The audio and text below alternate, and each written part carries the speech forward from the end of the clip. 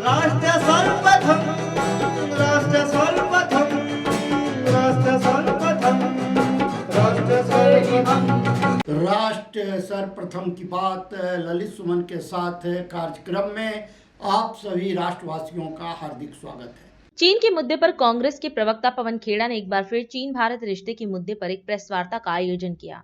इस दौरान उन्होंने पिछले पूरे वर्ष में चीन संबंधी घटनाक्रम को रेखांकित किया और सरकार से इस संबंध में कड़ी कार्रवाई की अपील की। चीन की जो विनाशकारी नीति रही है और महीनेवार 2022 में जो गलतियां हुई हैं, जिन गलतियों से हिंदुस्तान को, हम सबको नुकसान हुआ है चीन नीति को लेकर।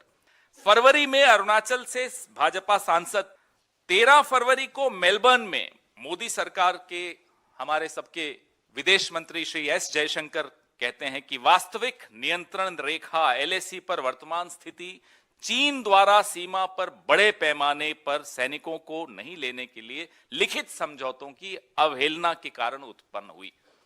भारत के लिए सीमाओं पर या तो कुछ नहीं बदला और अगर बदला तो स्थिति बदतर ही हुई है, बेहतर नहीं हुई है। 15 फरवरी 2022 को मोदी सरकार ने फिर से 54 चीनी ऐप्स बैन कर दी और इससे पहले जनवरी 2021 में गलवान के बाद आपको याद होगा 59 चीनी ऐप्स बैन किए गए थे। मार्च में चीन के विदेश मंत्री के एक दावे से हम सबको पता चला कि पीएलए और भारतीय सेना के बीच पूर्वी लद्दाख के हॉट स्प्रिंग क्षेत्र में वापसी हुई है। 25 मार्च को चीनी विदेश मंत्री वांग यी भारत के दौरे पर आए, लेकिन मोदी सरकार पीछे हटने के भारत के तर्क को रेखांकित करने में विफल रही। अप्रैल में भारत चीन व्यापार डेटा क्या दिखाता है?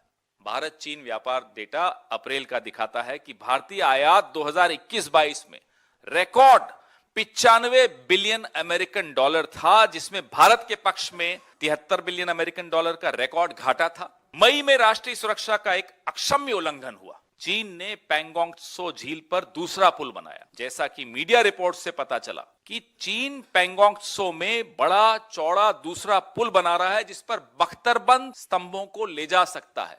ये विवादित क्षेत्र पे इंफ्रास्ट्रक्चर बन रहा है, जहां बड़े बड़े बख्तरबंद उनके वाहन आ सकते हैं। जून में मोदी सरकार ने आधिकारिक तौर पर चीन में 2023 में आयोजित होने वाली, इस साल आयोजित होने वाली प्रस्तावित सैन्य गतिविधि के साथ संघाई सहयोग संगठन एससीओ, शंघाई कोऑपरेशन ऑर्गेनाइजेशन में संयुक्त सीमा संचालन के लिए चीन की योजना का समर्थन किया। जुलाई में मीडिया द्वारा दिखाई गई नई उपग्रह छवियों से संकेत मिलता है कि डोकलाम के 9 किलोमीटर पूर्व में निर्मित एक चीनी गांव, जहां 2017 में भारतीय और चीनी सेना का आमना सामना हुआ था, अब लगभग हर घर के दरवाजे पर कारों के साथ पूरी तरह बस्ती दिख रही है, गाड़ियां दिख रही हैं। ये सैटेलाइट इमेज में दिख रहा है। अगस्त में विशेषज्ञों की उपग्रह इमेजरी से पता चला कि पीएलए की सतह से हवा में मार करने वाली मिसाइल साइट डोकलाम के उत्तर में सिर्फ 50 किलोमीटर दूरी, भारत, भूटान और चीन के बीच में जो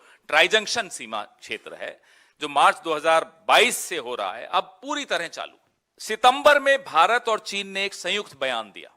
8 सितंबर 2022 को भारत चीन कोर कमांडर स्तर की बैठक के 16वें दौर में बनी सहमति के अनुसार घोघरा के क्षेत्र में भारतीय और चीनी सैनिक हॉट स्प्रिंग PP-15 ने एक समन्वित और योजनाबद्ध तरीके से हटना शुरू कर दिया है, जो सीमावर्ती क्षेत्रों में शांति और शांति के लिए अनुकूल है। ये एक जॉइंट स्टेटमेंट था। हकीकत क्या है वो मैं बताता हूं। चीन रॉकी नाला के साथ साथ डेप्सांग प्लेन के patrolling point PP-10, PP-11, PP-11A, PP-12 और PP-13 में वाई जंक्शन तक 5 पेट्रोलिंग पॉइंट्स तक भारत की पहुंच को अवरुद्ध करना अभी भी जारी रखे हुए है। जॉइंट स्टेटमेंट कुछ और है, हकीकत बिल्कुल कुछ और।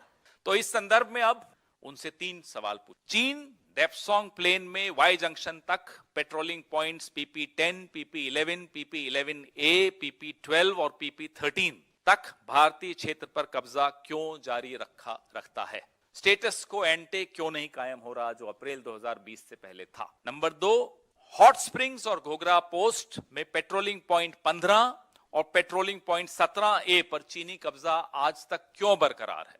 नंबर 3, डोकलाम में जमफेरी रिज और चीनी बिल्डअप जो भारत के रणनीतिक सिलीगुड़ी कॉरिडोर उसको खतरे में डाल रहा है इस सब पर हम चर्चा कब करेंगे, चाइना पर चर्चा संसद में कब की जाएगी। राष्ट्र सर्वप्रथम की बात ललित सुमन के साथ कार्यक्रम में हम आपसे आज यहीं विदा लेते हैं। अन्य खबरों के लिए आप बने रहें। राष्ट्र सर्वप्रथम, वंदे मातरम, जाग उठा है भारत। राष्ट्र सर्वप्रथम